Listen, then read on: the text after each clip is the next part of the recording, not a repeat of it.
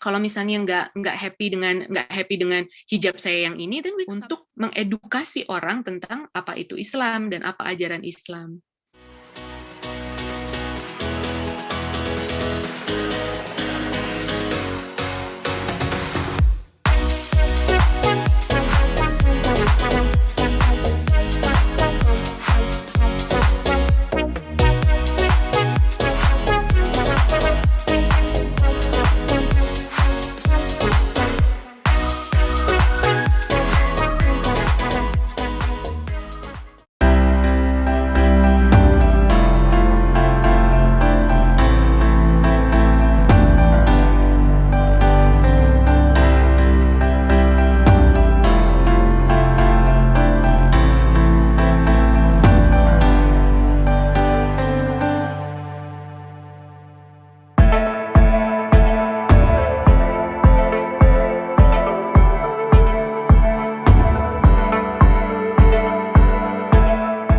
So, my next question is, saya tahu lihat profilnya Kak Dia, seorang muslimah Indonesia. Ini banyak nih pertanyaan dari penonton saya ini, banyak yang kepo di sisi positif. Mereka ingin tahu sesuatu hal yang berbeda.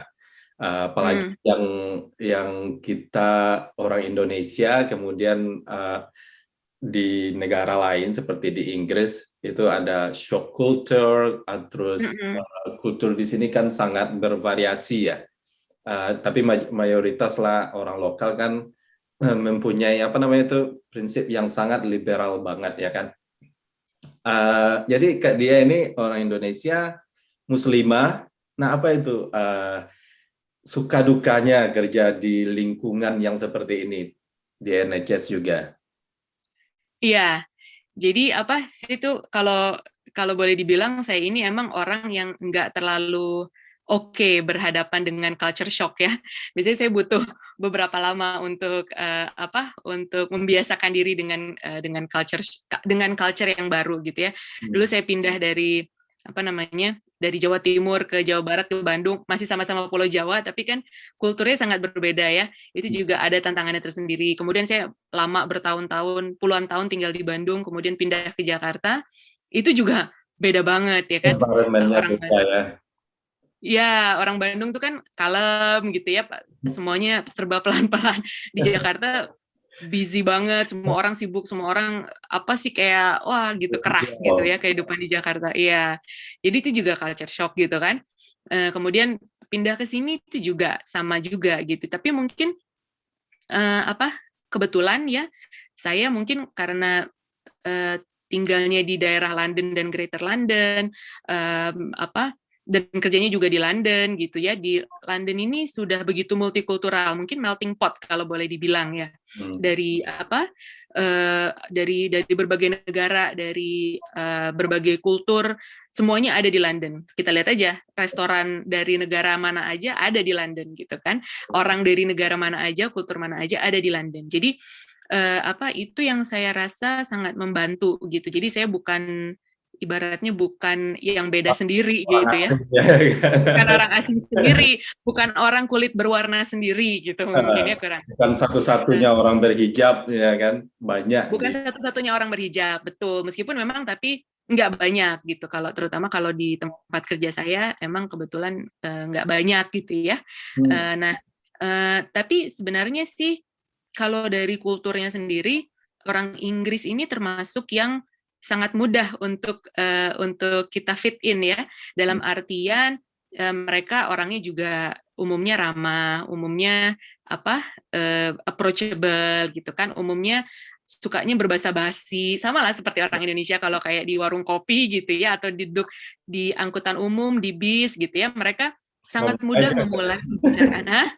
Kadang mereka ngomong sendiri dengan kita, jadi iya. kita nyahut juga ya kan? Iya. Nah mereka ini kebetulan seperti itu kan kulturnya ya. Mungkin agak berbeda kalau dengan di Eropa daratan kan, mereka lebih kayak straight aja gitu ya, nggak basa-basi, nggak ini gitu ya. Kalau kayak misalnya di Jerman gitu kan, orang Jerman lebih straightforward aja gitu kan. Bukannya mereka kenapa-kenapa, tapi memang begitu aja kulturnya gitu kan. Nah, kultur di Inggris ini memang lebih jadinya lebih memudahkan sih kalau menurut saya gitu. Iya. Meskipun ya tantangannya kemudian jadi ada lain lagi gitu kan, karena cara komunikasi yang seperti itu nanti lagi baru kemudian jadi saya nyadar bahwa oh ternyata dengan cara berkomunikasi yang demikian itu jadi susah banget menginterpretasi sebenarnya mereka ini maunya apa, sebenarnya mereka ini yang dimaksud ketika mereka ngomong A itu apa sih sebenarnya gitu kan, seperti seperti mungkin juga Mas Satria tahu kan ya, mereka itu nggak akan pernah bilang bahwa saya nggak suka sama kamu gitu, atau kerjaan kamu jelek banget, nggak akan kan mereka ngomong kayak gitu kan, tapi mereka ngomongnya dengan Cara gitu deh, lain. dengan muter-muter ya kan, kadang-kadang itu suka Tujuan bingung jadi sama, tujuan sama, tapi caranya caranya banyak banget. Nah, lu aja sendiri betul. nggak mikir, ya kan? Iya. Jadi kalau nggak ada sense di sini, agak pusing juga mengerti orang lokal. Hmm, iya, betul sekali. Bahkan orang lokal aja juga gitu kan ya. Iya. Terus karena di lingkungan kerja itu ada nggak sih, ini agak sedikit kuat ini pertanyaan, ada nggak sih Mm-mm. dalam rekan kerja atau uh, bos yang saat membuat keputusan atau pokoknya tindakan mereka yang diskriminasi karena berdasarkan look, background dan lain-lain, pernah nggak? Em, saya rasa pasti ada, dan apa namanya, now and again kita juga bisa sense bahwa itu terjadi gitu kan, terjadi pada diri diri kita sendiri gitu ya, pada diri saya, pengalaman saya dan segala macam. Nah, em, sebenarnya jadi ada jadi kalau saya approach-nya itu biasanya saya bagi menjadi, ini untuk saya pribadi, saya bagi menjadi beberapa bagian gitu ya. Yang Hmm. pertama adalah apakah memang orang ini ketika ketika memperlakukan saya demikian, apakah karena dia nggak tahu gitu ya, emang purely nggak aware gitu ya, bahwa misalnya sebagai seorang muslim saya memang diwajibkan memakai hijab, jadi ketika misalnya saya apa a big chunk of apa proporsi waktu saya di tempat kerja itu masuk ke kamar operasi ya kan. Hmm. Nah, ada orang-orang yang kadang-kadang uh, bilang bahwa oh you're not allowed to wear that kind of apa cover on your head gitu, you have to wear theater cap misalnya gitu. Nah jadi saya biasanya jadi kemudian apalagi kalau di tempat baru gitu ya, atau ada staff baru atau saya yang baru, nah biasanya saya selalu berusaha mengakses apakah orang ini memang nggak aware bahwa saya itu muslimah yang pakai hijab ini adalah emang kewajiban saya gitu ya. Ada emang orang yang completely clueless, emang nggak tahu, genuinely nggak tahu. Atau orang ini tahu gitu ya, dan memang apa berniat eh, dengan dalih bahwa ini aturan gitu ya. Memang nggak Kemudian suka ingin aja sebenarnya ya kan? emang nggak suka aja, intinya gitu ya. Jadi ingin mempersulit gitu ya, dalam artian karena dia mungkin rasis atau Islamofobik dan lain sebagainya. Nah, jadi saya biasanya mengakses situasi apakah orang ini masuk kategori yang mana gitu ya. Kalau memang kategori orang yang completely clueless, completely nggak tahu, harus kita edukasi ya kan, karena kalau nggak kita edukasi mereka ya mereka akan gitu terus, dan nanti akan terjadi lagi sama orang yang setelah kita, terjadi lagi, dan nggak akan ada habisnya. Jadi kewajiban kita mengedukasi. Nah kalau yang kelompok kedua yang mereka memang tahu gitu, mereka aware tapi kemudian berusaha membuat susah gitu ya, dalam karena berbagai sebab gitu ya, tapi juga kemudian mereka-mereka ini ada yang apa setelah beberapa lama gitu ya, saya sudah bertahun-tahun di sini, jadi saya kemudian bisa juga mengakses apakah orang ini cuman mau ibaratnya test the water aja gitu ya, cuman mau show their authority gitu ya, kalau kalau boleh dibilang bahwa dengan I am the boss gitu, you have to listen to me gitu ya, kalau apalagi kalau saya sebagai orang baru misalnya. Ya. Atau ada kelompok kedua yang mereka memang genuinely Islamophobic misalnya begitu, atau racist atau whatever gitu. Nah, biasanya saya approach-nya kalau orang yang pertama mereka cuman mau show that they are the boss gitu ya. Jadi biasanya ya saya layanin gitu, saya layanin.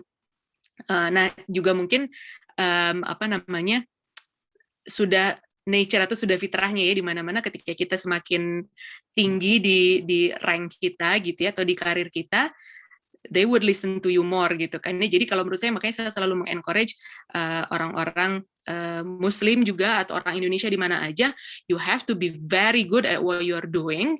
Ya, you have to be very good in your career, in your whatever that you do, because people would then listen to you gitu ya. Karena kalau enggak, kalau sama yang junior banget, mereka tuh semakin gampang dibully dan semakin gampang di ini kan ya. Tapi ketika misalnya kita sudah cukup tinggi gitu ya, they would listen to you gitu kan. Maksudnya okay fine, you're the boss in theater, but like who's the boss in general gitu kan. Nah, emang harus ada seperti itu, unfortunately bukan bermaksud sombong atau bermaksud sok-sok memiliki otoritas, tapi memang sayangnya begitu. Nah, jadi begitu. Jadi kalau memang hanya cuma test the water aja, biasanya ya udah saya layanin aja, dan biasanya approach-nya juga saya bagi menjadi dua. Apakah approach-nya mau mengikutin gamenya mereka gitu ya, atau my own game gitu.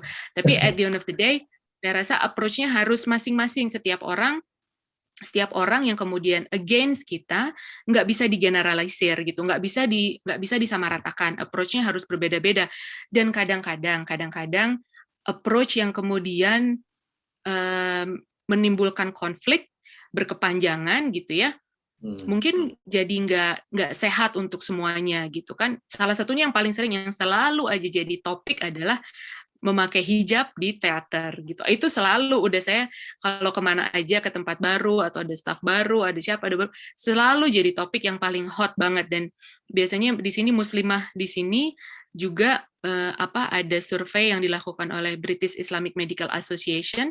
Kebanyakan muslimah di sini mereka tidak mengambil surgical specialties gitu ya, yang pokoknya berhubungan dengan surgery, karena harus masuk kamar operasi dan berdebat masalah hijab ini again and again. Itu jadi sudah ada surveinya. Jadi mereka biasanya menghindari surgical specialty karena alasan itu gitu, yang menurut saya in a way sayang banget, karena itu adalah kesempatan kita mengedukasi, kesempatan kita menunjukkan bahwa ini memang bagian dari Islam gitu. Dan kalau misalnya nggak happy dengan hijab saya yang ini, then we come up with something else yang saya juga happy, aurat saya tetap tertutup dan kamu juga happy gitu. Jadi kalau saya approach-nya berusaha seperti itu gitu. Tapi ya alhamdulillah sih sampai saat ini saya selalu pakai hijab gitu ya, ke teater gitu, berkompromi dengan teater staff, terutama biasanya matron gitu ya, yang lagi-lagi kadang-kadang mereka itu the boss of theater, kayak teater itu is their, ibaratnya rumah mereka gitu kan ya. Jadi ya kita berusaha menghormati mereka, berusaha okay fine, jadi maunya gimana, negosiasi, do you want me to put whatever another cap on top of my hijab, I'm happy to do that, make sure that my hijab is clean, maksudnya I can guarantee that it won't cause any infection, pokoknya segala infection control diikutin gitu kan. Jadi ya gitu tuh Mas, jadi tantangannya salah satunya. Tapi menurut saya justru itu adalah kesempatan untuk mengedukasi orang tentang apa itu Islam dan apa ajaran Islam, gitu Mas. Ini tapi selama pengalaman saya ya, yang obvious ke depan kita itu enggak. Saya nggak pernah berpengalaman saya didiskriminasi secara kelihatan. Tapi karena kita mempunyai sense, yang kita punya perasaan ya kan, sebagai minorities, kita tahu orang ini ada hal yang janggal ya. Tapi negara lain kalau saya bisa bandingin, itu ada yang benar-benar hate, go to your face, you not belong here. First, you're immigrant. Second, you're Muslim. You know what I mean? And then you're Asian. You know what I mean? It's complex. Three bersamaan. Tapi di Inggris, alhamdulillah saya nggak pernah. Nah, kalau Kak Dia pernah nggak yang langsung face? Iya. Jadi mungkin lagi-lagi karena mungkin seberuntung tinggalnya di London ya, yang orangnya mungkin lebih teredukasi gitu ya, karena udah biasa ngelihat gitu ya. Alhamdulillah sih tidak pernah mengalami kalau yang sifatnya fisik gitu ya, yang sifatnya Islamofobik yang fisik gitu. Tapi kalau yang Yang ada action dari mereka nggak ada ya? Yang ada action dari mereka nggak pernah. Tapi teman-teman ada, terutama mungkin yang tinggalnya agak lebih ke countryside ya. Mereka mungkin karena lebih sedikit gitu ya, lebih sedikit muslimnya.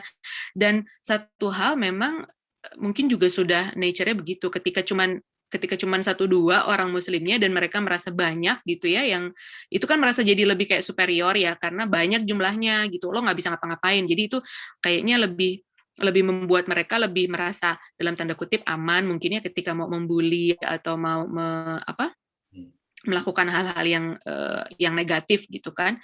Nah, tidak banyak terjadi mungkin kalau di kota yang jumlah muslimnya lebih banyak. Tapi kalau yang sifatnya diskriminasi terhadap yang lain gitu ya, itu definitely ada di tempat kerja, ada gitu ya. Dan kita bukan kita selalu dibilang bahwa if you are a female non white skin, habis itu muslim dan pakai hijab pula gitu kan, ya udah itu kayak bukan double whammy lagi, malah triple whammy gitu ya, in terms of your career, in terms of your opportunity at work, in terms of lots of other things gitu. Nah, tapi mungkin kalau saya beruntungnya di dunia saya ya, di bidang saya, mulai beberapa tahun belakangan ini gencar banget kampanye mengenai race and equality in terms of for workforce gitu ya. Jadi untuk tenaga kerja gitu, maupun untuk pasien, maupun untuk para klien kita. Karena di UK ini udah dengan segitu bagusnya NHS gitu ya, angka kesakitan dan kematian ibu itu kelihatan banget, jomplang banget untuk mereka yang white British dengan mereka yang dari ethnic minority. Itu jomplang banget. Padahal mereka punya akses yang sama. Mereka punya punya akses yang sama, tinggal datang aja ke rumah sakit, nggak bayar, nggak susah, nggak gitu kan. Tapi outcome-nya itu jomplang banget antara kedua kelompok tersebut ya. Yang ethnic minority-nya ini banyak juga kan, Black and Asian ethnic minority itu BAME itu, dan itu sudah banyak assessment-nya, itu jomplang banget. Begitu juga dengan workforce-nya, dengan tenaga kerjanya gitu ya. Jadi keterwakilan perempuan dari etnik minoritas itu sangat sedikit gitu. Jadi mereka sekarang sudah, jadi Royal College kami, Royal College of Obstetrician and Gynecologist, itu sekarang mereka sudah mulai gencar mengkampanyekan topik-topik ini, isu-isu ini gitu ya, karena tadinya di drive dengan jomplangnya outcome ini ibu ya pada etnik minoritas, dan kemudian mereka melihat bahwa ternyata juga dalam workforce-nya juga terjadi demikian gitu. Jadi sekarang awareness orang kalau di dunia tempat saya kerja lebih baik gitu karena hal-hal tersebut gitu, Mas. Ya.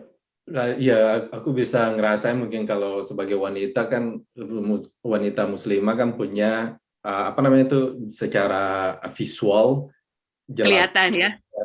Kalau saya kan cowok kan bisa dress kayak orang di sini juga, cuma agamanya aja yang Islam gitu kan, secara dress kan bisa sama. Anyway, thank you so much tentang hal yang sangat menambah ilmu saya sekali. Ya kan itu gini, mereka kan mendarat, tapi belum disuruh soleh-soleh karena belum karena belum tahu ada yang positif ya kan. Terus mereka udah main 3 hari misalnya. Orang-orang yang selama 3 hari dikelilingi mereka itu kan seharusnya harus disoleti juga. Itu yang paling besar.